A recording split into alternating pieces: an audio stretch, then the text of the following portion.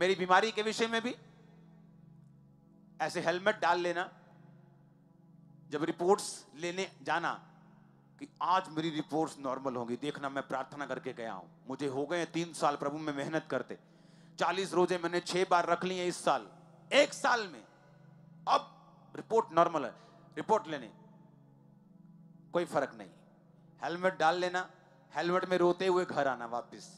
किसी को मालूम नहीं था हेलमेट के नीचे ये जो 6 फुट का इंसान जो बाइक चला रहा है ये रो रहा है। लेकिन एक फैसला आपको लेना होता है कि मुझे अभिषेक में बढ़ना पड़ेगा, निराशा में भी, दुखों में भी। और जब अभिषेक में आप बढ़ना शुरू करते हैं वही रिपोर्ट्स 100% परफेक्ट होती हैं। जब तक हम इमोशनल होते हैं और सिर्फ प्रभु से विश करते रहते हैं, प्रभु मैंने पुत्र क्यों नहीं दिंदा, तू मुंडा क्यों नहीं दिंदा, परमेश्वर मेरी कोख तू क्यों नहीं खोलता। क्या प्रार्थना करते हो तुम? क्या तुम सामर्थ में बढ़े?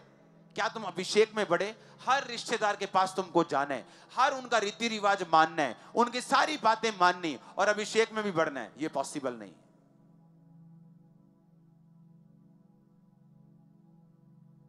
तुमको हर चीज करनी, हर शादी में, हर सपेरे में भी नाचना है, नागिन में भी नाचना है। सबसे पहले जरूरी है पवित्र आत्मा को पाना। यीशु मसीह ने कहा मैं तुम्हें अनाथ नहीं छोड़ूंगा। उसके बाद है जब पवित्र आत्मा आपके साथ रहना शुरू करता है और वो आपकी जिंदगी में होता है, तब वो अभिषेक को पैदा करता है। और बाइबल कहती है अभिषेक के कारण तेरा हर जुआ, ऊंचा बोलो, क्या कर दिया जाएगा? किस चीज का जुआ? बीमारियों का जुआ, कलेश का जुआ, श्रापों का जुआ, फाइनेंशियल मुश्किलों का जुआ, कर्जे का जुआ, दुष्ट आत्माओं का जुआ, दिमाग का, मेंटल स्ट्रेस का, कलेश का, हर तरह के झगड़े का, हर तरह की बीमारी का, हर तरह की मुसीबत का जुआ तेरे सिर से नाश कर दिया जाएगा, परमेश्वर ने कहा, अभिषेक के कारण। आमीन। इसलिए आप पिछले कुछ हफ्तों से पवित्र आत्मा के बारे में और अभिषेक के बारे में सुन रहे हैं। बेस कम करो। हालेलुया। और आपको यह बात मालूम हो चुकी है कि शैतान क्यों अभिषिक्त लोगों से लड़ता है। क्योंकि वो जानता है कि अभिषेक है जो असल में बदलाव लेके आता है, जो असल में जुआ तोड़ता है, नाश करता है। एक व्यक्ति, यीशु मसीह ने कहा, जब तक चिन्ह और चमत्कार नहीं देख लेगा वो कदापि विश्वास नहीं करेगा। और बाइबल कहती है चिन्हों और चमत्कारों को परमेश्वर करवाता है अपनी कलीसिया से, अपनी सामर्थ के द्वारा, अपने अभिषेक के द्वारा। आपको ये बात मालूम हो गई है कि पवित्र आत्मा का अभिषेक अगर मेरी जिंदगी में होगा तो जुआ खत्म हो जाएगा। वो निराशा का हो, वो फेलियर का हो, वो फाइनेंस में, बिजनेस में फेलियर का हो, वो कोई भी हो, अगर वो जुआ मेरी जिंदगी में है तो परमेश्वर के अभिषेक के कारण वो जुआ नाश होगा। उसे कोई भी नाश होने से नहीं रोक सकता। जिस तरह आज मैं आपकी जिंदगी में हर जुए को नाश होते हुए पवित्र आत्मा के अभिषेक से देख रहा हूं। आमीन। ऊंचा आशीष। इसका मतलब जब पवित्र आत्मा के चिन्ह होंगे, आश्चर्य कर्म होंगे, तो उद्धार की अपेक्षा नहीं होगी, उद्धार को इग्नोर नहीं किया जाएगा। सब लोगों को यह मालूम हो जाएगा कि यीशु ही परमेश्वर है। आमीन। ऊंची आवाज से बोलो आमीन। हालेलुया। अब हमें यह बात समझ आ गई कि परमेश्वर का आत्मा हमें सामर्थ्य देना चाहता है। चाहे आप बिजनेसमैन हैं, आप कोई भी हो, जब जब आपका विरोध होगा तब तब आप 100 गुना बढ़ेंगे यीशु मसीह के नाम में। जब जब आपको लोग बुरा कहेंगे, आपकी इज्जत को परमेश्वर 1000 गुना बढ़ाएंगे यीशु मसीह के नाम में। अगर आपकी स्पिरिचुअल आईज ओपन है, अगर आप बाइबल के अच्छे जानकार हैं, अगर आप अच्छी चर्च को अटेंड करते हैं, तो आपको यह मालूम होगा कि शैतान क्यों घबरा रहा है, वो क्यों मुश्किल में है, उसको क्यों चिंता हो चुकी है। इसलिए विरोध शुरू हो जाता है, आपको धमकियां मिलनी शुरू हो जाती हैं, आपके घर में कलेश होना शुरू हो जाता है। आप सोचते हैं कि यीशु मसीह के मानने से क्या फायदा हुआ, मुझे तो मुसीबत का सामना करना पड़ रहा है। अरे नहीं, वो शैतान जिसने सालों से आपको पकड़ा हुआ था, युगों से पकड़ा हुआ था, वंशों से पकड़ा हुआ था, अब उसके निकलने का टाइम आ चुका है और वो घबरा रहा है। इसीलिए ये माइक फट रहा है, इसको ओपन करो, इसको क्लीन करो। हालेलुया। शैतान के पास आज भी मसा है, वो अपने मसे से ही काम करता है,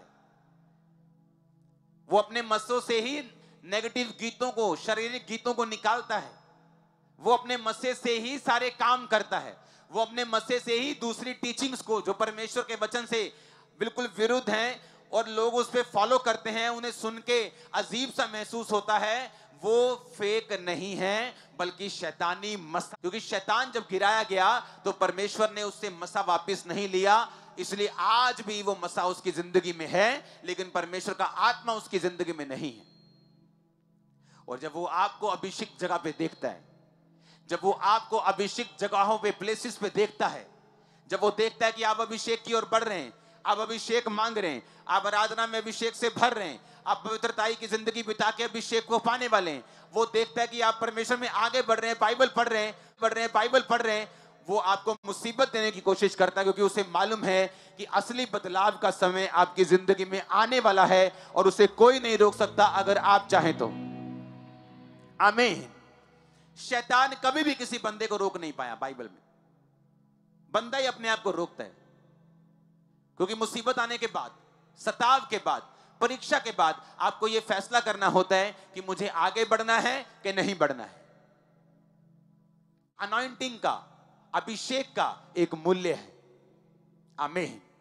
वो मूल्य हर एक विश्वासी को चुकाना पड़ता है। वो मूल्य मुझे चुकाना पड़ा, वो मूल्य आपको चुकाना पड़ेगा। परमेश्वर का वो मूल्य, वो प्रार्थना हो सकता है, परीक्षा हो सकती है, बोना हो सकता है, वो मूल्य फास्टिंग हो सकती है, परमेश्वर में बिना गवाही के साथ चलना हो सकता है, वो कोई भी मूल्य हो सकता है, कोई भी प्राइस हो सकता है जो परमेश्वर आपसे मांग सकते हैं। आपको ये बात दिल में बिठा लेनी है कि हमारा परमेश्वर वो चिराग में बंद जीनी नहीं जिसे आप घिसेंगे और आप विष मांगेंगे। आपका परमेश्वर मजबूत प्रार्थनाओं को और मेहनत को मांगने वाला परमेश्वर है, विश्वास का परमेश्वर है, कर्म का परमेश्वर है। विष मांगने वाला, मंगवाने वाला परमेश्वर नहीं। वो कहता मांगो तो पाओगे, खटखटाओ तुम्हारे लिए खोला जाएगा। आमीन। तुम्हारा वो परमेश्वर है।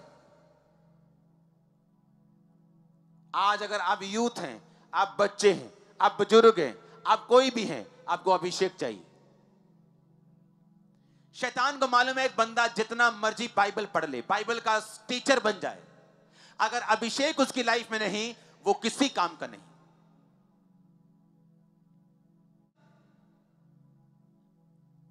क्योंकि अभिषेक से ही बाइबल कहती जुए नाश होते हैं। अभिषेक, परमेश्वर कहता जो तुम्हारा किया गया वो तुम्हें सब बातें सिखाता है। अभिषेक तुम्हारे लेवल को बढ़ाता है। अभिषेक कर्जे को खत्म करता है। अभिषेक तुम्हारे डिप्रेशन को खत्म करता है। अभिषेक से तुम्हारी बीमारियां और दुष्ट आत्माएं जाती हैं। अभिषेक जिसके पास है, शैतान उसका विरोधी है। वो किसी को भी इस्तेमाल करे आपका विरोध करने के लिए। अगर आपने अभिषेक पाना है, अभिषेक में बढ़ना है, तो ये आपके साथ होगा।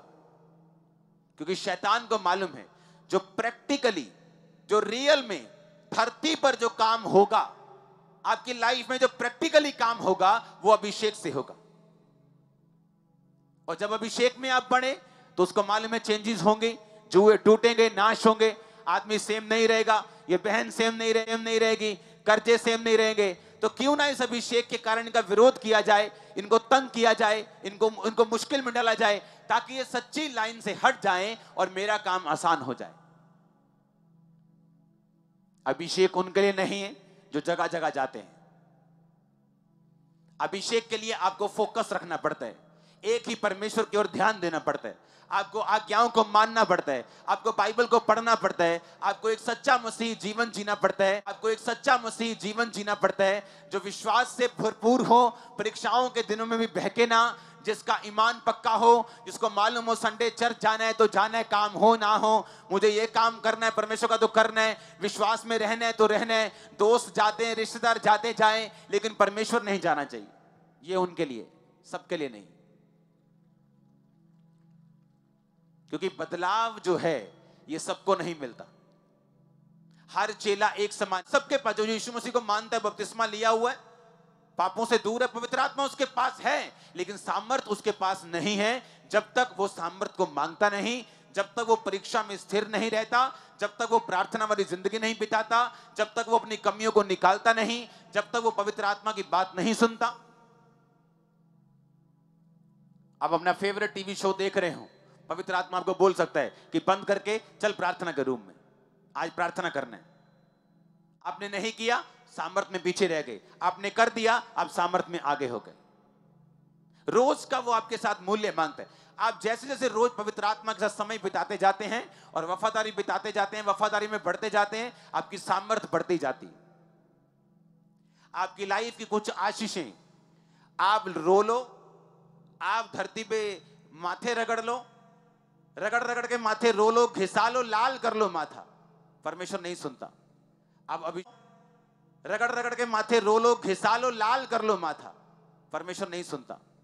अब अभिषेक में बढ़ जाओ, वो बिना टेंशन लिए ही आपको दे देगा सब कुछ।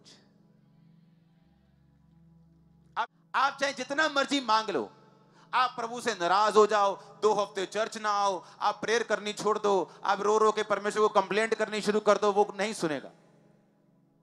आपको कुछ नहीं करना, अभिषेक में बढ़ना है। 2004 में 5 में ये मेरा परमेश्वर के साथ रहता था, रोज का किस्सा। रोज नाराज हो जाना, जा होनी प्रेयर करनी, मैं 2 दिन प्रेयर नहीं करनी, दिल में ही परमेश्वर ही रहना, एक एक सेकंड परमेश्वर रहना, पर नहीं करनी प्रेयर। 2 दिन के बाद जब शैतान ने जूती फेरनी, फिर भागना परमेश्वर की ओर। मैं ऐसे सीखा हूं कि हम कुछ भी कर लें, नाराज हो जाएं, रो लें, कंप्लेंट कर लें, बिलख लें, जो परमेश्वर ने आपको अभिषेक बढ़ने पे देना है वो तभी देना है। इस करके परमेश्वर कहता है चुपचाप मेरे सामने खड़े रहो और अभिषेक में बढ़ो। रोज धमकियां देने, प्रभु इस बार चंगा ना हुआ मैं सुसाइड कर लूंगा। परमेश्वर ने कहा एक दिन तू डिसाइड कर, सुसाइड करना है कि काम करना है। क्योंकि जैसे जैसे धमकियां देते रहे, जैसे कंप्लेंट करते रहे, अभिषेक में नहीं बढ़े, और वो आशीष जो परमेश्वर ने सोची हुई है आपके लिए, वो अभिषेक बढ़ने से आपको मिलेगी। आप अभिषेक में बढ़ो। जो हस्बैंड आपका आपकी बात नहीं सुनता था, आपकी बात सुनेगा। आप नोटिस करेंगे कि मैं वही हूं, मेरी आदतें सेम है, मैं वही औरत हूं, मेरा हस्बैंड मेरी बात नहीं सुनता था, मैं डराने की कोशिश कर रहे, वही चीजें परमेश्वर तुम्हें देगा और 100 गुना देगा। परमेश्वर में जो ढीठ लोग हैं, हां, जो आत्मा में ढीठ हैं, जो अड़े रहते हैं, बिना गवाहियों के कभी वापिस नहीं आते हो। अपने हाथों को उठा, हिला अपने हाथों को। सर्वशक्तिमान परमेश्वर, तेरा आत्मा आज मुझे छुए।